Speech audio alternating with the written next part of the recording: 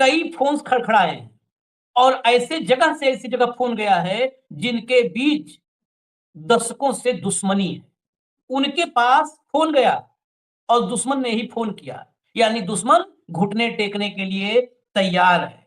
दरअसल अमेरिका और उसके चेले, अभी इजराइल की इसमें मैं बात नहीं कर रहा हूं। इजराइल तो अगर ऐसा हुआ तो सबसे बुरी तरह फंसेगा। अमेरिका और उसके चेले अब युद्ध से भागने के जुगाड़ में जुटे हैं क्या? ये बड़ा सवाल क्यों है? कुछ खबरें लाऊंगा और आप बताइएगा कि क्या युद्ध से भागने का जुगाड़ कर रहे हैं। आसिम मुनीर, पाकिस्तान का सेना प्रमुख field marshal Asim Munir Saudi Arab Riyadh पहुंचा है। आसिम मुनीर के रियाद पहुंचने पर बहुत सारे हमारे यहाँ के चैनलों के साथ बड़ी दिक्कत है कि वो मोदी टाइप ही देखते हैं, सब्जेक्टिव एक खबर को बस देखते हैं। उन्होंने कहा कि ईरान के खिलाफ अब पाकिस्तान भी हो गया साथ, ईरान के खिलाफ पाकिस्तान भी साथ हो गया अमेरिका के, अब युद्ध में शामिल होगा पाकिस्तान। हमारे यहाँ लिखा गया है, आप यकीन करिए लिखा गया है और सर्च कर लीजिए, और बहुत बड़े बड़े टॉप के चैनलों पर। तो मुनीर पहुंचा है। अब आगे हम चर्चा में समझेंगे कि ये मुनीर पहुंचा क्यों पहुंचा है, क्योंकि ये ईरान के लगातार टच में है। पाकिस्तान में ईरान के समर्थन में बहुत भयंकर पद प्रदर्शन हो रहा है और अब तक वहां पर 50 के करीब मौतें हो चुकी हैं। इसके अलावा पुतिन ने रात में ईरान से बात की है, ईरान के राष्ट्रपति से बातचीत की है। और उससे भी बड़ी बात, सऊदी अरब ने ईरान से बात की है। बैकडोर जो बातचीत होती है ना, बैकडोर चैनल से, उसके जरिए सऊदी अरब ने ईरान से बात की है। ईरान और सऊदी अरब की प्रतिद्वंदिता के चक्कर में ही खाड़ी में सारा दिक्कत, अगर सऊदी और ईरान एक हो जाते तो अमेरिका खाड़ी में एंट्री नहीं कर पाता। अब सऊदी ईरान से बात कर रहा है तो इसके मतलब समझिएगा, अमेरिका चौतरफा प्रेशर में है। एक तरफ कंगाल हो रहा है और दूसरी तरफ ईरान अब इतनी भी उसको लिवरेज देने के लिए तैयार नहीं है। अब लगातार धमका भी रहा है और मिसाइलें भी बरसा रहा है। अमेरिकी खुफिया जानकारी से परिचित दो अधिकारियों के अनुसार रूस ने ईरान को ऐसी जानकारी दी है जो तेहरान को क्षेत्र में मौजूद अमेरिकी युद्धपोतों, विमानों और अन्य संसाधनों पर हमला करने में मदद कर सकती है। सीएनएन की रिपोर्ट ये है। अब यही सवाल अमेरिका के राष्ट्रपति डोनाल्ड ट्रंप से पत्रकार ने किया और ट्रंप की हालत वही हुई है जब अमेरिका में मोदी से अडानी पर सवाल किया गया था। तो याद कीजिए क्या हुआ था, ऐसे ऐसे हाथ करके कैसे कर रहे थे। वही स्थिति करीब करीब आप ट्रंप की देखेंगे। लाइए भैया, अब ट्रंप के दर्शन करवाइए। Thank you, President Trump. It sounds like the Russians are helping Iran target and attack Americans now. That's an easy problem compared to what we're doing here. But can I be honest? It's just, I have a lot of respect for you. You've always been very nice to me. What a stupid question that is to be asking at this time. We're talking about something else. Can we keep this maybe a little bit? Go ahead, please. सुने बाबू, इससे ये पूछा कि Iran को मदद कर रहा है क्या अमेरिका, कह रहा है कि जो हम बात कर रहे हैं उससे इतनी छोटी बात करो, स्टूपिड क्वेश्चन, फलान ढिमकान, मतलब सब कुछ। पहला तो कहा कि आप तो मेरे साथ बहुत अच्छे संबंध है, आप तो, मैं तो आपको अच्छा मानता हूँ, लेकिन ये क्या स्टूपिड सवाल पूछा? वो क्या है? अभी तो कोई अभी इसी पे बात करें हम ईरान पे? अरे बात ही ईरान के युद्ध पे हो रही है। हाँ। अब उसमें रशियन लॉजिस्टिक आ रहा है, तो वो रशियन लॉजिस्टिक आपका गले में आ गया, आपका रशियन का लॉजिस्टिक एक्सेप्ट करने में नाम सुन के भड़क गया। जबकि ये बार बार हम पिछले 3-4 दिनों से हम ये लगातार ये भी कह रहे हैं कि इनको कहीं ना कहीं चाइना या रशिया कहीं से तो भी लॉजिस्टिक मिल रहा है जो इतना सटीक मार कर रहे हैं, प्रिसाइज मार। एम्बेसी तो एम्बेसी उड़ती है, सीआईए क्वार्टर तो सीआईए हेडक्वार्टर उड़ता है, इधर नहीं, थोड़ा सा भी उधर नहीं। आपने देखा होगा कि एम्बेसी कितने बिल्डिंगों के बीच में थी। बराबर एम्बेसी हिट हुई है।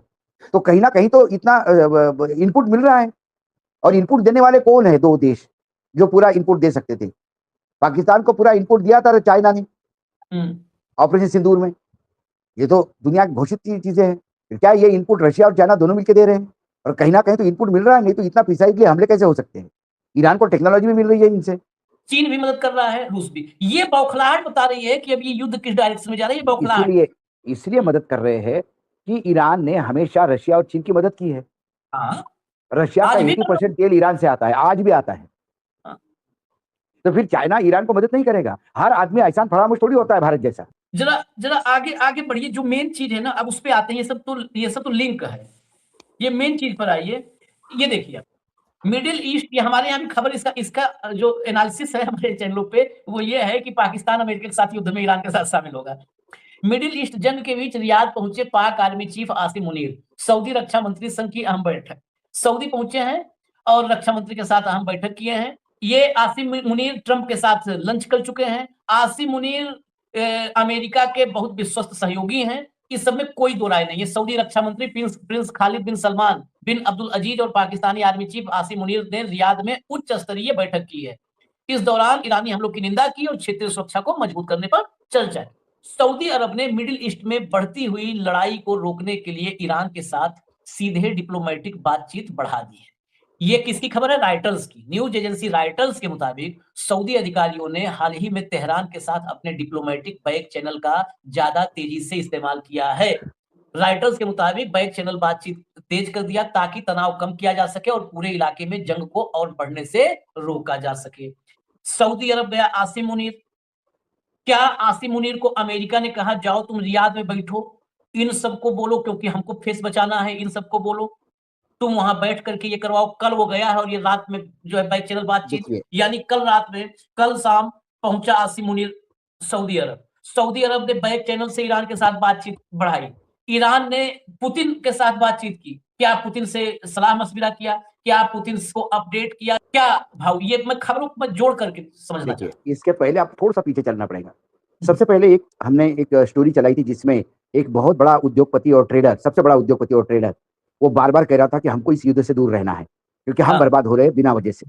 उसका प्रेशर डेवलप ये हुआ और जिस हिसाब से अमेरिका के सारे एयर बेसिस और ये समुद्री जो बेसिस थे वो तबाह हो गए, उसके बाद मिडिल ईस्ट के 14 देशों का विश्वास उड़ गया कि कोई ऐसा आयरन डोम नाम का कोई चीज है जो हमको हमारी सुरक्षा करेगा। जब ये विश्वास उड़ गया और उन्होंने ये भी देखा कि इजराइल जिस अमेरिका के भरोसे लड़ रहा है वो अमेरिका भी मार खा रहा है, इजराइल को नहीं बचा पा रहा है तो हमारी क्या औकात होगी।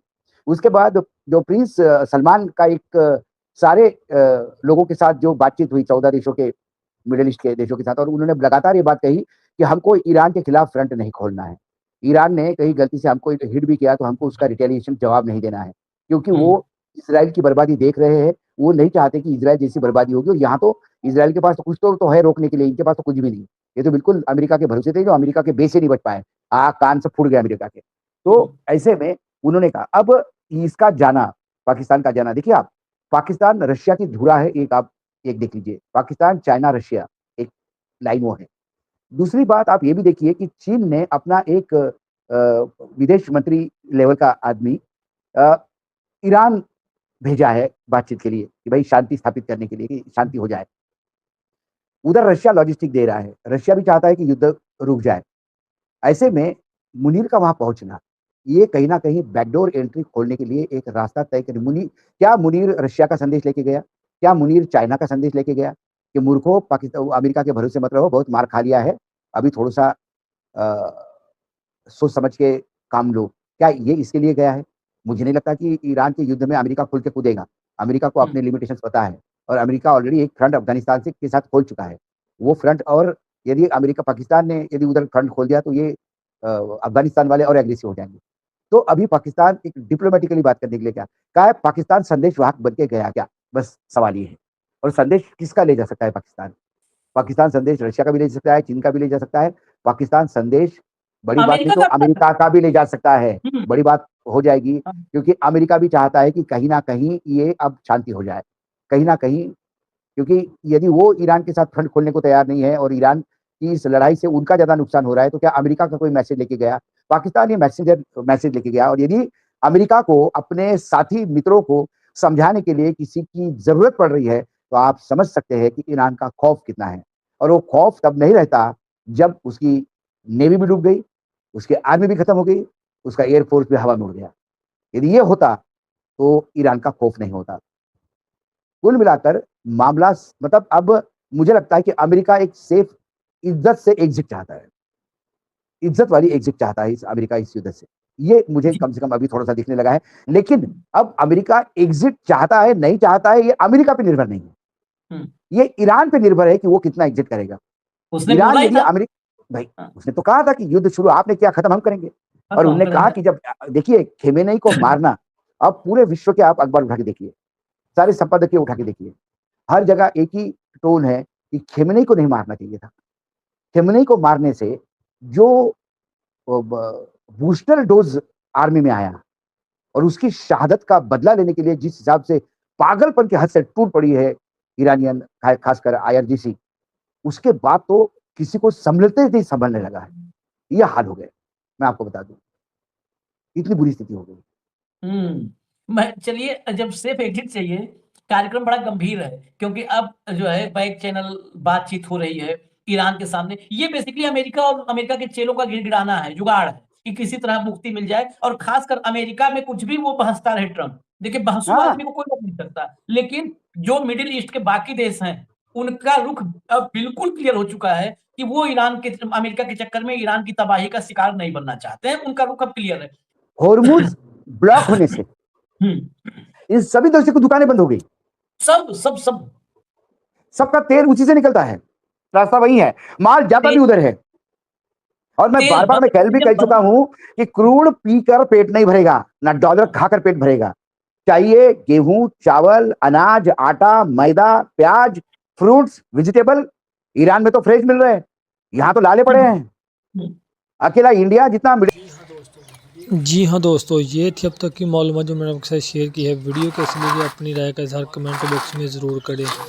अगर आप भारतीय मीडिया का रिएक्शन देखना और सुनना पसंद करते हैं तो चैनल को सब्सक्राइब करें, ताकि इस तरह की इन्फॉर्मेटिव वीडियो अब तक बर वक्त पहुँच रहे। जैसे कोई नई मालूमात है तो मैं आपके साथ ज़रूर शेयर करूँगा। हाजिर होते हैं नई वीडियो के साथ, नई अपडेट के साथ। नेक्स्ट वीडियो दी इजाज़त, अल्लाह हाफिज़।